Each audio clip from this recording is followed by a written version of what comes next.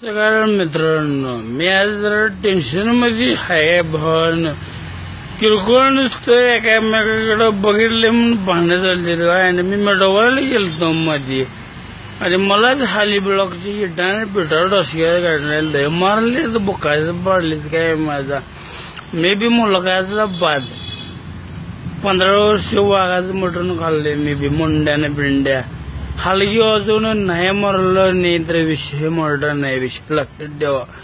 7 वाजता पेपरलाच बातमी येणार, पेपरला आणि रेडिओला आणि टीव्हीलाच बोकाच पाडणार हलगी वाजवूनच मारणार आहे मी. मला लक्ष नव्हतं फळ बघाल तर मला बघा बघा मारले ती इटाण बेडा डोसक्यात बेसक्यात काढली.